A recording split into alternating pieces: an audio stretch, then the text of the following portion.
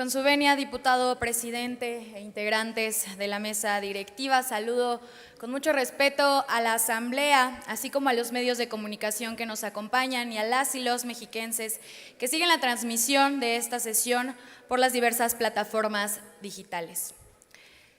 Una democracia se distingue por la fuerza de sus instituciones, por su Estado de Derecho que tiene como objetivo dar certeza jurídica tanto a particulares como a empresas e incluso a los mismos funcionarios públicos del gobierno en turno. Si estas condiciones no son aseguradas, el sistema democrático es ficticio. El día de hoy se pretende aprobar un dictamen que reforma, agrega y deroga diversas disposiciones de nuestra Constitución local, sometiéndonos a una invasión a las esferas de poder establecidas legalmente en nuestra Carta Magna en su numeral 49. Es una pena que justamente hoy, en el marco conmemorativo del Día Internacional de los Derechos Humanos, estemos presenciando cómo es que de manera falaz y disfrazada se pretenda violar el sistema de pesos y contrapesos, lo cual, déjenme decirles, que recae directamente en violaciones a derechos humanos, porque la separación entre el Poder Ejecutivo, Legislativo y Judicial está diseñada para evitar que una sola persona o institución concentre todo el poder. Si se rompe este equilibrio, se corre el riesgo de caer en abusos de poder, corrupción y arbitrariedad, lo cual afecta directamente los derechos fundamentales de la ciudadanía. Teniendo como base el dictamen que fue circulado y por razones de tiempo, me centraré en cuestionar y recalcar algunas fallas que más nos preocupan al Grupo Parlamentario de Acción Nacional.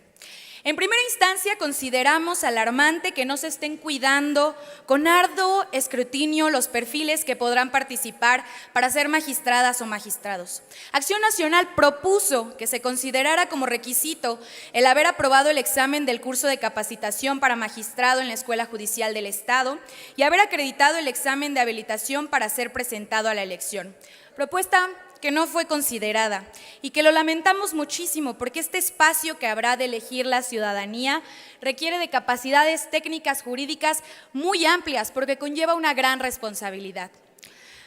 A partir del inicio de este nuevo proceso electivo tendremos un poder judicial sin procedimientos de profesionalización, sin concursos que permitan medir en qué grado está preparado un juzgador para afrontar los asuntos que se le asignan. Además, este mismo empleado ya no tendrá la certeza sobre su empleo al no haber mecanismos de selección que le den estabilidad en el cargo. Carecerá de estabilidad laboral, lo que hará que la población no cuente con juzgadores, con los perfiles idóneos para resolver sus asuntos, porque sin lugar a dudas, cuando la estabilidad laboral de un juzgador depende del voto del ciudadano, nos arriesgamos a que sus decisiones dependerán del momento político que se está viviendo en esa elección y a que juzgue de acuerdo con lo que diga la opinión pública, con el objetivo de que sigan votando por él y no resolverá conforme a lo que en derecho corresponda.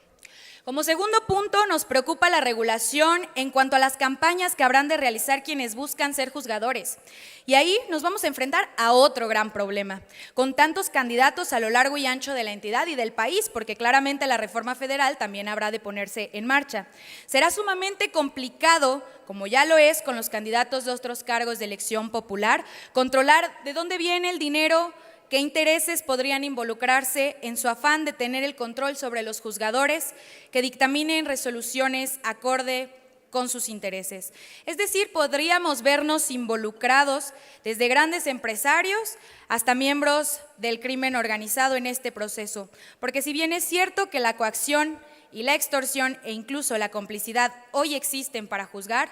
el riesgo se potencializará y podríamos llegar al incremento de la impunidad a niveles nunca antes vistos.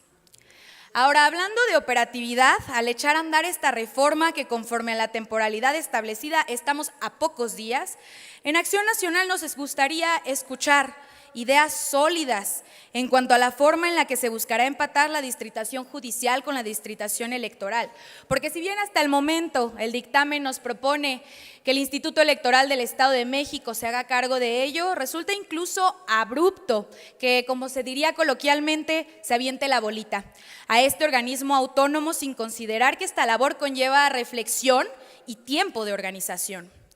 En el mismo sentido, operativamente, hoy día contamos en la Ley Orgánica del Poder Judicial del Estado de México y las normativas emitidas por el Consejo de la Judicatura de nuestra entidad con la figura de rotación de jueces, la cual se establece como un mecanismo para garantizar la transparencia, la imparcialidad y la independencia judicial, así como para prevenir la corrupción o la concentración de poder en una jurisdicción específica. ¿Qué habrá de pasar con esta figura? Si yo, ciudadana del Distrito Electoral 44, emito mi voto para elegir al juzgador local y después, atendiendo a esta figura, ese juzgador se va a encontrar en otro distrito ejerciendo sus funciones, porque no quisiera imaginarme que la respuesta va a ser desaparecer esta figura que es tan benéfica para el sistema judicial. Por otro lado, nos preocupa también el hecho de que el dictamen contemple que las decisiones del Tribunal de Disciplina son inatacables. Esto es algo que a todas luces viola derechos humanos. El no contar con procedimientos instanciales nos da como resultado el no tener certeza jurídica. Acción Nacional propuso que se considere el amparo indirecto como vía para recurrir las decisiones de este órgano y lamentablemente fue una propuesta que tampoco fue considerada. Como último punto, y reitero por cuestiones de tiempo, porque hay mucho más que resaltar, consideramos que el órgano de administración del Poder Judicial viola autonomía constitucional de un poder legítimo, al pretender que el Legislativo y el Ejecutivo tengamos injerencia de la conformación de su Pleno al proponer integrantes. No puedo continuar sin aclarar que sí, el Poder Judicial necesitaba una reforma urgente, ya que adolece de muchos defectos que bien podrían resolverse con modificaciones a profundidad, con un análisis serio, acompañado de opiniones de expertos en la materia, con propuestas y sobre todo escuchando a la ciudadanía para recoger la realidad en toda su magnitud. Pero compañeras y compañeros, hay que decirlo, lo que vivimos en el proceso legislativo que se llevó a cabo en el Congreso de la Unión respecto a esta reforma ha sido francamente preocupante. Una mayoría que no escuchó a las minorías, una mayoría irreflexiva que actuó por consigna, que aprobó una reforma por encargo sin entrar en un análisis a fondo de las repercusiones que sus decisiones tendrán en nuestro sistema jurídico nacional y que lamentablemente se está replicando en nuestra entidad federativa,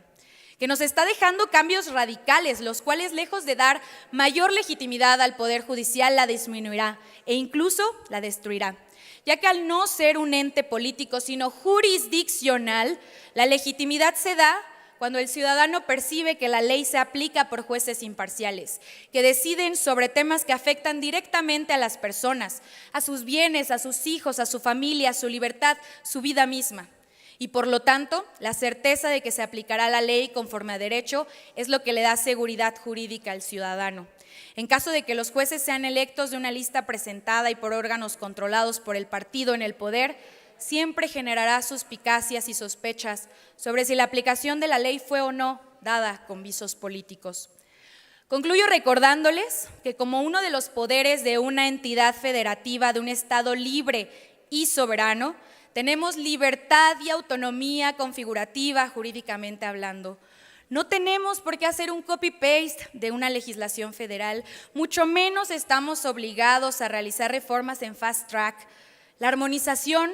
no es sumisión, existe un pacto federal. Hagámonos conscientes de que el poder necesita equilibrios, límites, controles, ya que si estos existen, está garantizado que no habrá abusos de parte de quienes ostentan el poder. Esos grupos que hoy son unos, ayer fueron otros, y mañana quizá van a ser unos diferentes. Por supuesto que era necesario que el Poder Judicial tuviera cambios. Es sabido que existe en él, como en otros poderes, la corrupción, lamentablemente, que el nepotismo es intolerable, que la justicia en muchas ocasiones no está al alcance del ciudadano. ¿Que era indispensable una reforma?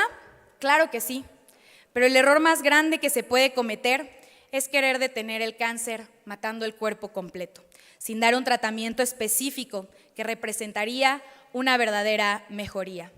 Si de verdad se busca dejar huella, compañeras y compañeros, sobre un verdadero cambio legislativo, no se necesita destrozar un poder para mejorarlo. Si realmente se está buscando construir o transformar, hagámoslo bien, háganlo bien. por la división de poderes y por el respeto a la autonomía del Poder Judicial, el voto del Grupo Parlamentario de Acción Nacional será en contra. Es cuanto, presidente. Gracias, diputada. Se concede el uso de la palabra